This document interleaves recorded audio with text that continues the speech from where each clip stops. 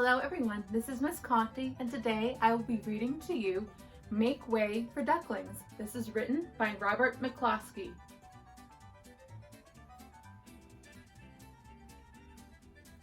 Mr. and Mrs. Mallard were looking for a place to live, but every time Mr. Mallard saw what looked like a nice place, Mrs. Mallard said it was no good.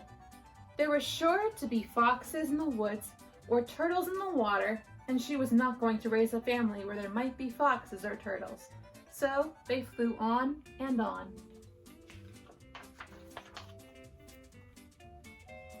When they got to Boston, they felt too tired to fly any further.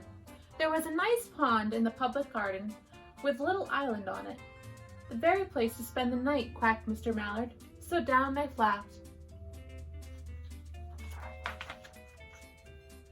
Next morning, they fished for their breakfast in the mud at the bottom of the pond, but they didn't find much. Just as they were getting ready to start on their way, a strange, enormous bird came by. It was pushing a boat full of people, and there was a man sitting on its back. "Good morning," quacked Mr. Mallard, being polite. The big bird was too proud to answer, but the people on the boat threw peanuts into the water, so the Mallards followed them all around the pond and got another breakfast, better than the first.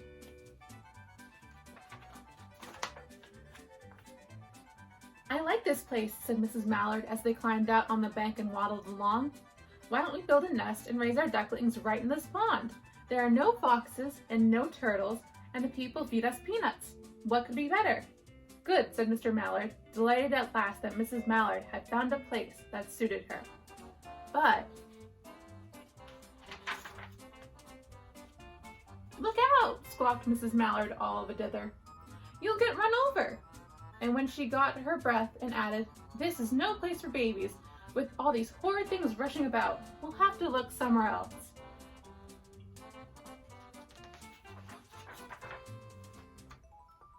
So they flew over Beacon Hill and round the State House, but there was no place there.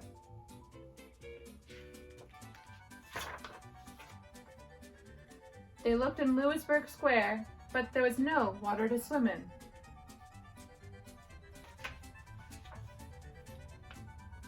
Then they flew over the Charles River. "This is better," quacked Mr. Mallard. "That island looks like a nice, quiet place, and it's only a little way from the public garden." "Yes," said Mrs. Mallard, remembering their peanuts. "That looks just like the right place to hatch ducklings."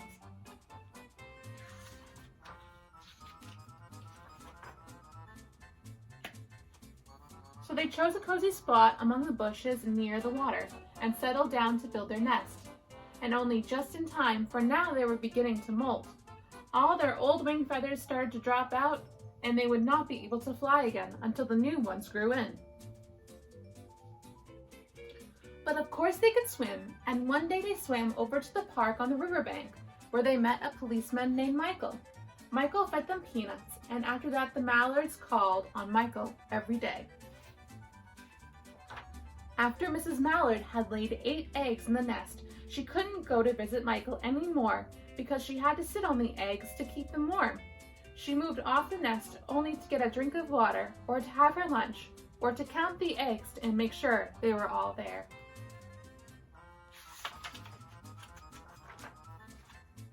One day the ducklings hatched out. First came Jack, then Cack, and then Lack, and then Mack, and Knack, and Whack, and Pack, and Quack. Mr. and Mrs. Mallard were bursting with pride. It was a great responsibility taking care of so many ducklings, and it kept them very busy.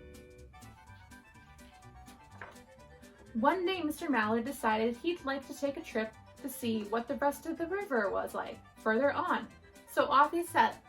"I'll meet you in a week in the public garden," he quacked over his shoulder. "Take good care of the ducklings." "Don't you worry," said Mrs. Mallard. "I know all about bringing up children." And she did. She taught them how to swim and dive.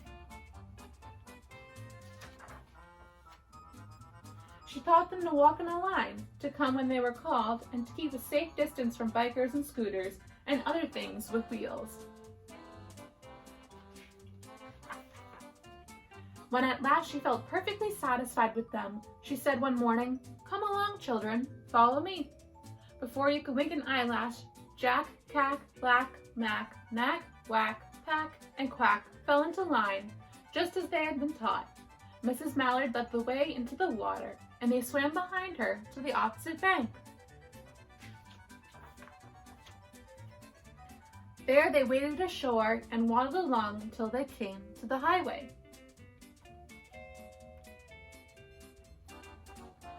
Mrs. Mallard stepped out to cross the road. Honk, honk, went the horns in the speeding cars. Quack, went Mrs. Mallard as she tumbled back again. Quack, quack, quack, quack, went Jack, Cack, Lack, Mac, Knack, Whack, Pack, and Quack, just as loud as their little quackers can quack. The cars kept speeding by and honking, and Mrs. Mallard and the ducklings kept right on quack, quack, quacking. They made such a noise that Michael came running over, waving his arms and blowing his whistle. He planted himself in the center of the road, raised one hand to stop the traffic, and then beckoned with the other, the way the policemen do, for Mrs. Mallard to cross over.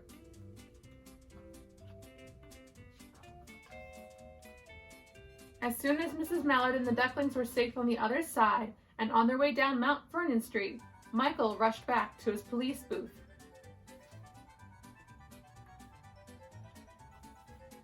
He called Clancy at the headquarters and said, "There's a family of ducks walking down the street." Clancy said, "Family of what?" "Ducks," yelled Michael. "Send a police car, quick."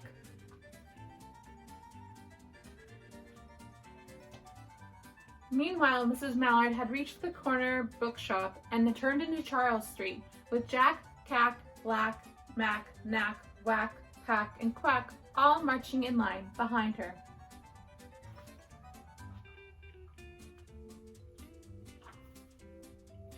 Everyone stared. An old lady from Beacon Hill said, "Isn't it amazing?" And the man who swept the street said, "Well now, ain't that nice?" And when Mrs. Mallard heard them, she was so proud she tipped her nose in the air and walked along with an extra swing in her waddle.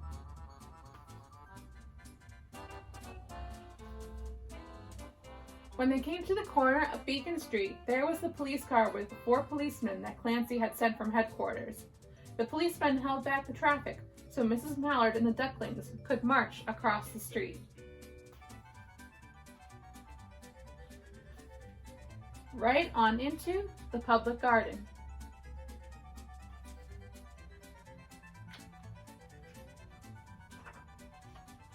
Inside the gate, they all turned around to say thank you to the policeman. The policeman smiled and waved goodbye.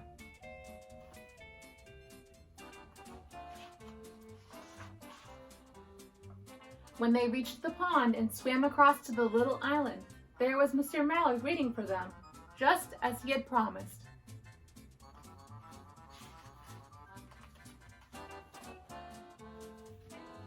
The ducklings liked the new island so much that they decided to live there. All day long, they follow the swan boats and eat peanuts.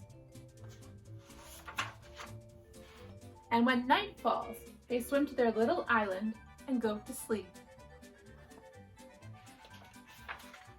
And that is the end of our story. Thank you very much for listening. I hope you have a wonderful day.